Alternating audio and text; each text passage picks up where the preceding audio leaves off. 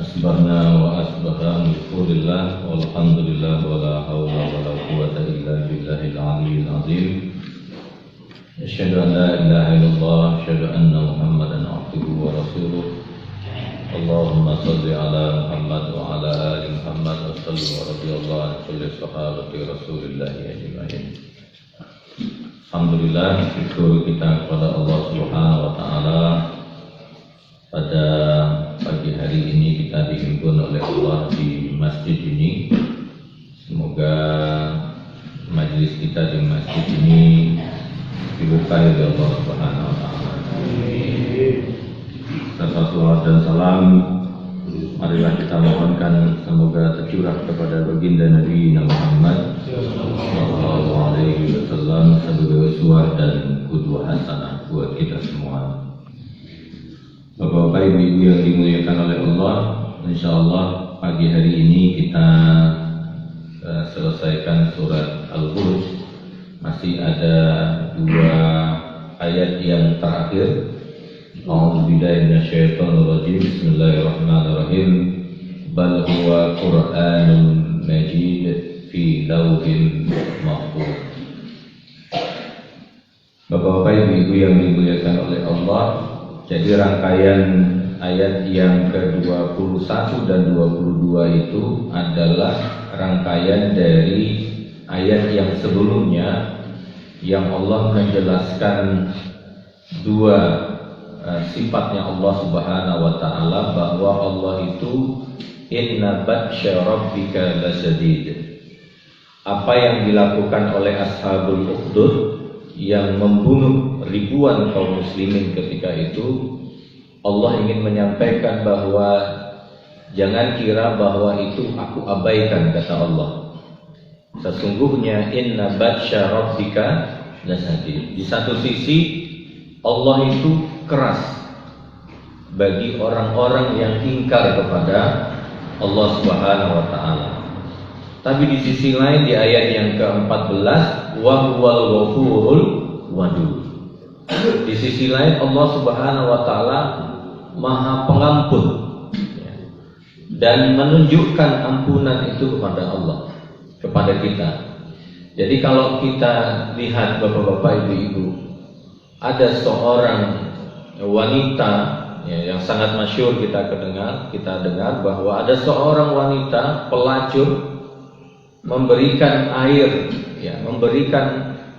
kepada anjing. Yang memberi adalah pelacur, yang diberi adalah anjing. Dan Allah Subhanahu wa taala mengampuni dosanya. Ada seseorang wanita yang datang ke Rasulullah sallallahu alaihi wasallam mengaku, "Ya Rasulullah, aku penzina ya Rasulullah. Aku penzina ya Rasulullah." Sampai Umar mengatakan, "Biar ku penggal kepalanya ya Rasulullah." Apa kata Rasulullah sallallahu alaihi wasallam? "Datanglah ke sini setelah engkau melahirkan anakmu."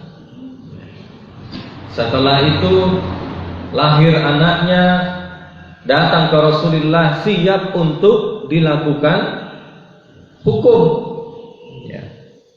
Jadi orang yang berzina itu kan dirajam. Tidak ada rajam, itu ujungnya adalah kematian.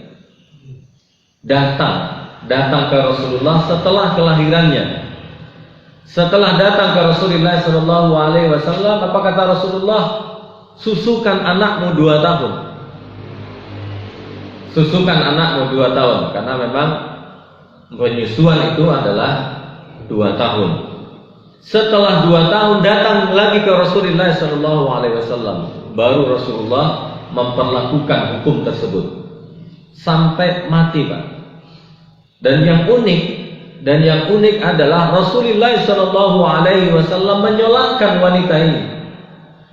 Sampai Umar itu protes, "Ya Rasulullah, apa memang pantas engkau menyolatkan penzina itu ya Rasulullah?"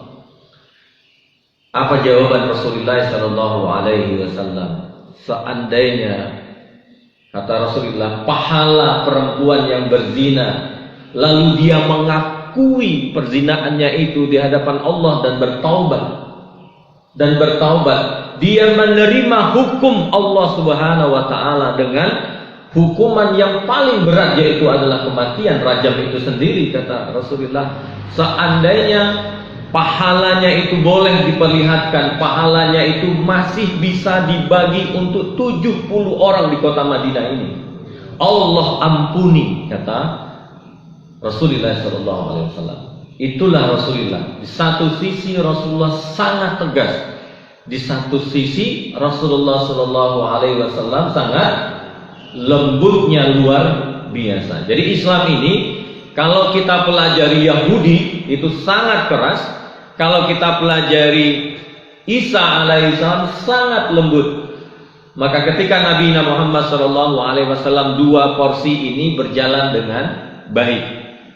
Ada tegasnya sesuai dengan porsinya, ada kelembutannya sesuai dengan porsinya masing-masing.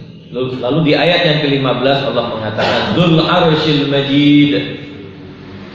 Coba lihat, jadi kalau Allah itu menunjukkan karya terbesarnya, salah satunya makhluk terbesarnya namanya Arsy.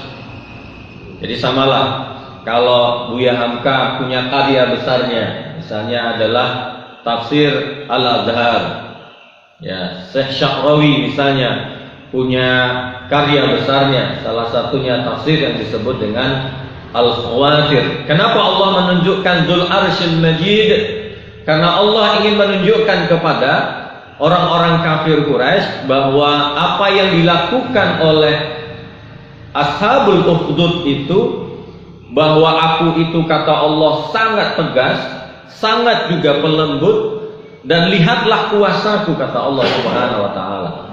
Jadi Allah ingin menyampaikan pesan itu tidak hanya kepada otaknya orang kafir Quraisy, tetapi juga ke hatinya orang-orang kafir Quraisy. Fa'alun lima yurid. Aku ini, kata Allah, selalu tak pernah diam. Maksudnya Allah itu produktif. Fa'al artinya adalah produktif. Kalau di sini maha kuasa. Karena memang Allah tidak pernah berhenti. Ya, kalau orang meneliti hari ini, Pak, ketemu virus hari ini, ternyata ada virus lagi yang lebih parah lagi.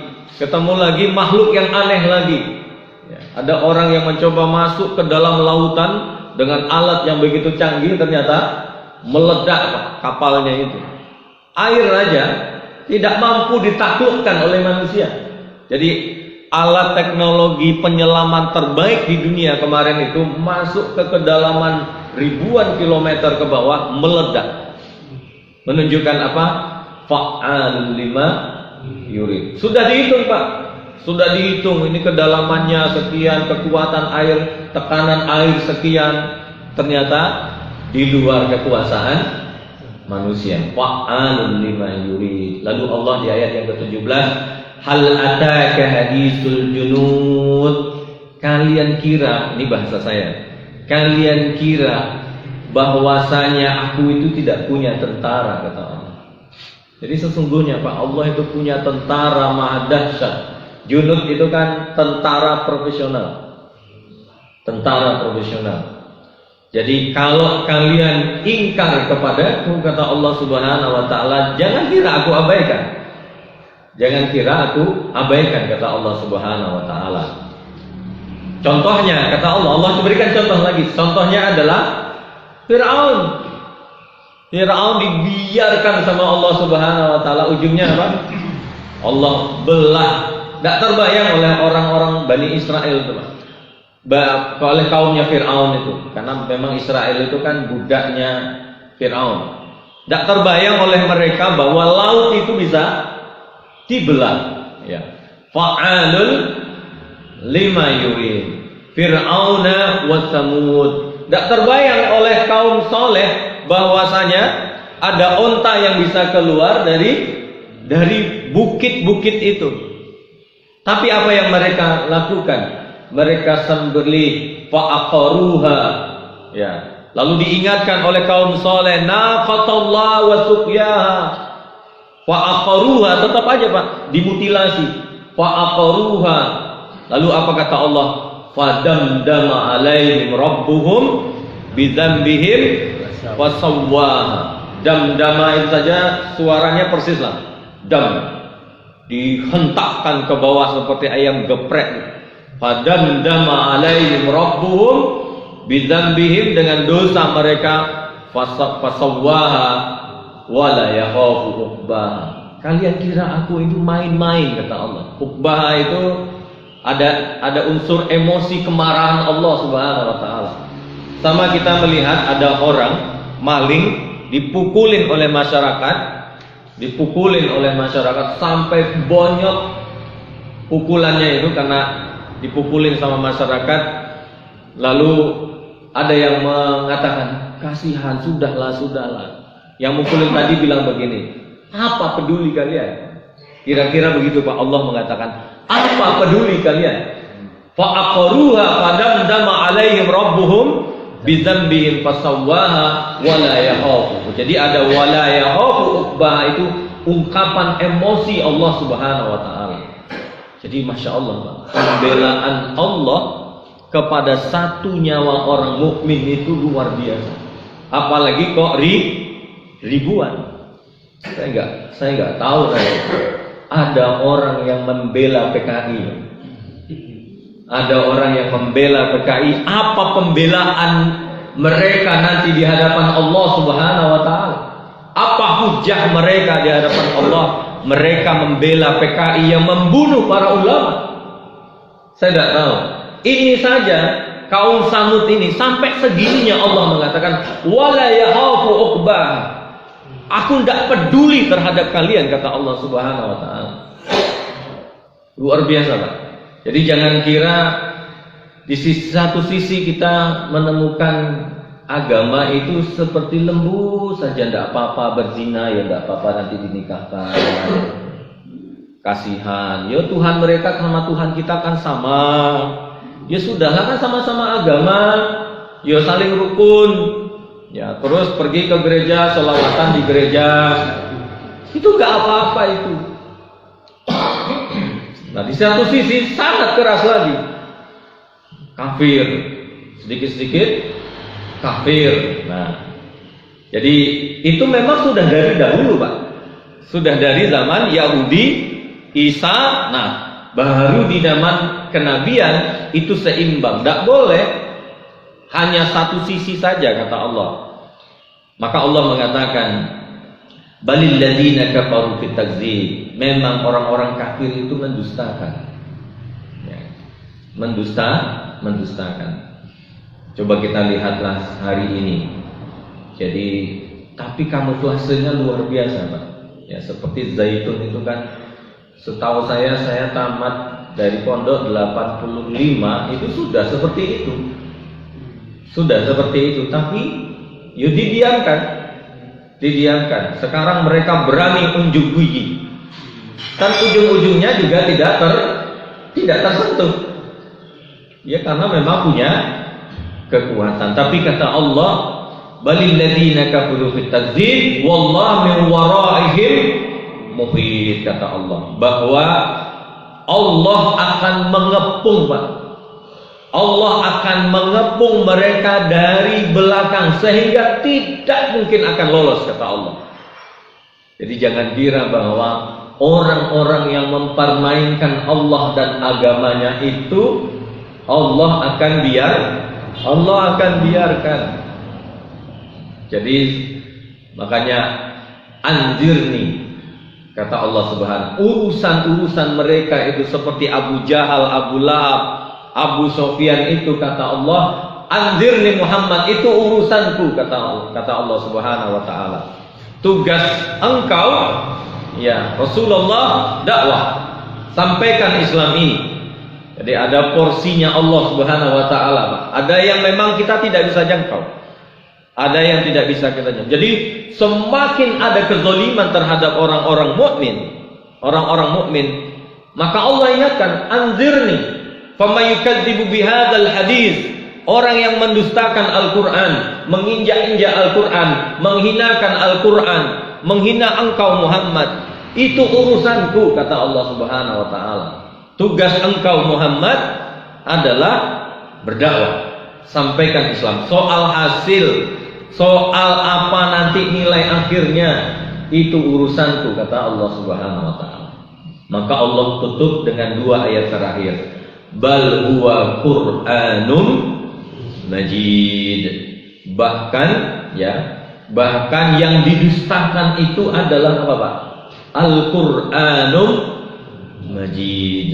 Ya, tadi yang dibaca sama Pak Yunus itu kan Allah mengingatkan kepada Bani Israel, apa kurangnya nikmatku yang telah aku berikan kepada kalian, maka sholatlah, kata Allah Subhanahu wa taala. Tapi farhabun, mereka lari, Pak. Sayangnya Allah kepada Bani Israel, tapi lari. Maka Allah menutup surat Al-Buruj ini fi lauhil mahfuz. Ya, saya mengilustrasikan saja. Lauh itu seperti tablet ini. Jadi di dalamnya ada data, ada data. Semua data kita ada di sini, Pak. Ya. Jadi nanti akan muhdharun, dihadirkan. Fis-suhuf, dalam bentuk lembaran-lembaran Allah akan hadirkan. Fil lauhil mahfuz. Ya, makanya ini kerjanya setan, ngambilin data itu. Apa di-download? Kalau di-download kan dapat datanya lalu disebarkan, disebarkan. Tapi bagi kita Al-Qur'an itu kita pelajari sehingga kita selamat dari fitnah dunia ini. Ya, ada orang yang memahami hal yang sederhana bahwa mereka hanya ingin mencari cintanya Allah Subhanahu wa taala. Lewat jalur apa? Banyak sekali. Dari mana kita dapatkan itu? Dari Al-Qur'an. Misalnya saya contohkan, wabil walidaini ihsana. Orang mengira birrul walidaini itu ngasih rumah, ngasih umroh bapaknya, ngasih apa ibunya, sudah cukup. Iya, itu birrul walidain, tetapi itu hanya nomor sekian, Pak. Birrul walidain yang sebenarnya yang diinginkan oleh Allah, wabil walidaini ihsana. Yang kedua, apa yang disampaikan oleh Rasulullah sallallahu alaihi wasallam, idza mata ibnu adam inqata'a amaluhu illa bisalasin. Salah satunya adalah wa waladun shalih yad'u lahu. Kalau ingin berbuat baik ke orang tua, bukan kaya yang kita cari, bukan. Apa kata Rasulullah? Syaratnya itu waladun soleh. Kalimatnya kan jelas. Kalau anaknya tidak soleh, kira-kira doanya sampai atau tidak? Tak mungkin. Penzina hina yazni la yu'min. Penzina ketika berzina dia tidak beriman. Lalu kalau dia tidak beriman, mana mungkin doanya sampai. Apa yang ditunggu oleh orang tua kita di barzah hari ini, Pak? Doa kita, anaknya yang soleh ini. Anak yang soleh ini. Kira-kira makanya semua, kalau kita memberikan harta itu bisa expired atau bisa saja diwariskan. Tapi kesolehan kita, Pak, sampai kita sudah tidak ada lagi, panjenengan berdoa seperti ini kok kepada Allah, minta ke orang tua Allah untuk diselamatkan orang tuanya di barzah, itu yang ditunggu, Pak. Itu yang ditunggu. Jadi mana birrul walidain itu sebenarnya? Jadikan diri kita ini menjadi perempuan dan laki-laki yang soleh. Kenapa? Karena itulah hakikat birrul walidain. Dari mana kita mendapatkan itu? Dari Al-Quran dan hadis Nabi Muhammad sallallahu alaihi wasallam. Yang kedua, sebagai penutup, birrul walidain itu kita dapatkan di dalam Al-Quran, wabil walidaini ihsana. Kalau ingin berbuat baik kepada orang tua, birrul walidain kepada orang tua, prioritaskan orang tua. Bukan nomor sekian, Pak. Bukan, karena kalimatnya wabil walidaini ihsana. Jadi ihsana itu puncak kebaikan, memprioritaskan orang tua. Panjenengan masih ingat Uwais Al-Qarni itu? Ibunya minta diberangkatkan haji, sudah tua, sekitar 80 tahun ke atas, lumpuh. Dipanggil Uwais, wahai Uwais, aku ingin haji. Tapi apa kata Uwais? Uwais sebenarnya bisa saja kan beralasan, Bu, ibu kan sudah tua, tidak usah haji. Kan alasan fikihnya kan keluar. Ibu udah tua, sudah uzur, niat ibu itu sudah cukup. Insya Allah sudah dianggap haji. Tapi kalimat itu nggak keluar dari mulutnya Uwais. Apa yang dilakukan oleh Uwais, Pak? Beliau belakang rumahnya itu ada bukit. Diambil pasir, dimasukkan dalam pasir, lalu ditaruh di punggungnya. Naiklah Uwais, naik ke atas bukit, turun naik, sampai orang Yaman mengatakan Uwais sudah gila. Setelah beberapa lama diganti sama Uwais, dibeli sama beliau anak sapi, Pak. Digendong seperti ini, kakinya di perutnya, kaki yang depan di sini, digendong sama Uwais naik ke atas bukit. Nah, tambah gila lagi. Kata orang Yaman, astagfirullah, ini Uwais coba lihat kan. Kemarin pasir, sekarang sapi katanya. Sapinya itu kan 3 bulan, Pak. 3 bulan Uwais itu naik turun bukit itu membawa anak sapi itu. Membawa anak sapi itu.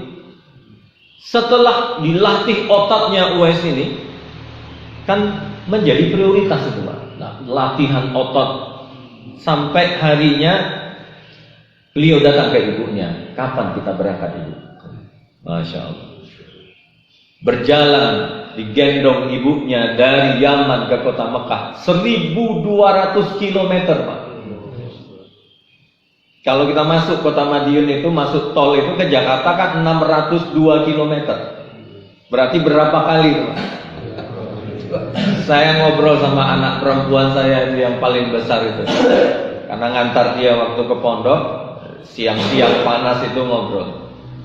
Coba perhatikan, kalau Uwais berjalan di tengah panas tol ini, saya bilang kan, ini baru 602 km, dan Uwais menggendong ibunya 1200 km baru berangkat. Pulangnya berarti kan 2400 km. Sampai riwayat mengatakan seperti dicambuk itu punggungnya Uwais itu. Dan dia tidak ingin merasakan, sudah Uwais. Sampai Pak ketika tawaf itu Uwais pun berdoa untuk ibunya. Allahumma firli abi wa ummi, ya Allah ampuni ayah dan ibuku ini ya Allah. Sampai ibunya bilang, cukup Uwais, doalah untukmu. Wabil walidaini ihsana. Tidak ada kecuali hari ini memang untuk ibu. Maka ketika wafatnya Uwais, ribuan malaikat turun sampai kota Yaman itu sesak. Orang Yaman mengatakan, ada apa di Yaman ini? Ternyata itu adalah kehadiran malaikat yang memandikan, mengafani dan menghantarkan, menyolatkan dan menghantarkan Uwais Al-Qarni ke dalam kuburnya. Masya Allah. Dari mana kita dapat itu? Dari Al-Islam. Sehingga kita tahu bagaimana berbuat baik. Kita ini Pak, yang mungkin saya 46 hari ini, ada yang 60, ada yang 70, tetap adalah seorang anak. Tidak mungkin tidak. Tidak mungkin tidak. Nah, maka masih ingat kita dengan peristiwa orang yang pemuda yang masuk ke dalam gua ditutup oleh batu besar. Maka ada yang mengusulkan, kalau begitu kita lah doa satu-satu katanya. Semoga dengan doa kita, kebaikan-kebaikan yang kita sebut, Allah buka itu batunya. Nah, orang yang kedua, pemuda kedua, dia berdoa pada Allah seperti ini, ya Allah, kalau memang Engkau terima amalku ini ya Allah, maka bukakan batu yang besar ini ya Allah. Dia mulai cerita, ya Allah, aku ini adalah tukang kayu. Kalau ngambil kayu ke hutan sana ya Allah, nanti pulang dari hutan ku ambilkan, ku peraskan susu. Aku tidak akan berikan susu itu kepada anak dan istriku kecuali kepada ibuku dan ayahku. Ya Allah, kalau memang Engkau terima doaku ini, amalku ini ya Allah, geser ya Allah, geser batu yang besar yang menutup ini ya Allah. Tapi apa yang terjadi Pak? Ya Allah, ada satu lagi Pak. Aku pernah naik ke atas bukit sampai ke tengah gunung itu, sehingga aku lupa sudah agak kemalaman pulang membawa air susu itu ya Allah. Ternyata sampai di rumah ya Allah, ibu dan ayahku sudah tidur. Anak-anakku meminta air susu itu. Ayah tolong berikan air susu. Istrinya juga minta. Ya Allah, aku tahan air susu itu yang kuambil itu sambil kupegang ya Allah, menunggu ibu dan ayahku bangun ya Allah. Tak ku akan berikan kepada anak dan istriku kecuali aku berikan ini kepada orang tuaku. Setelah mereka terbangun, aku berikan ke ibu dan ayahku, baru kuberikan kepada anak dan istriku. Ya Allah, kalau memang ini engkau terima ya Allah, geser batu ini ya Allah. Digeser oleh Allah Subhanahu wa taala. Jadi sehingga kita paham bahwa birrul walidain itu dari mana kita pahami? Dari Al-Quran dan hadis Nabi Muhammad. Maka wa Qur'anum majid fi lauhil mahfuz. Semoga surat Al-Buruj ini kita pelajari terus. Ya tidak sampai di sini Pak. Panjenengan mungkin punya kitab, tafsir dan sebagainya. Terus didalami. Kenapa Pak? Al-Quran itu semakin didalami itu menunjukkan kedangkalan ilmu kita. Jadi kalau kita makin dalam, menunjukkan bukan semakin kita merasa wow gitu ya. Kita dalam posisi seperti ini kita mengatakan sudah belajar Al-Buruj. Belum Pak, ini masih kulit-kulitnya. Kalau panjenengan masuk lebih dalam, kita akan merasakan bahwa kita ini adalah makhluknya Allah yang bodoh. Semakin kita merasa tidak ada apa-apanya. Ya, tidak ada apa-apanya. Semoga rasa itu muncul di hati kita semakin kita lebih dekat kepada Allah Subhanahu wa taala. Aku qauli hadza. Oh ya, hari Jumat, karena hari Jumat itu puasa ya. Puasa Muharram 10 Muharram. Ya, 10 Muharram biasanya puasa 10 itu diikuti hari sebelumnya biar membedakan antara kita dengan Yahudi. Karena Yahudi itu kan hari 10 itu. Kata-kata Nabi, oh, aku kan lebih berhak daripada engkau, daripada Musa, aku lebih berhak terhadap Musa, kata Rasulullah SAW. Sehingga Nabi puasa di 10 Muharram itu. Tapi untuk membedakan kita dengan orang Yahudi, maka puasanya boleh digandeng dengan sebelumnya, yaitu hari Kamis. Nah, hari Jumat, karena ada taklim di hari Jumat, maka insya Allah kita iftarnya di sini, buka puasanya di sini. Setelah buka puasa, setelah buka puasa baru lanjut ke kajian. Biasanya kan habis kajian baru makan. Ini kita makan dulu, biar enggak waktu ngaji nanti ingat yang sebelah sana gitu ya. Jadi kita makan iftar dulu, setelah iftar baru ngaji. Nah, itu agenda hari Jumat. Jadi, sekarang sedemikian. Assalamualaikum warahmatullahi wabarakatuh.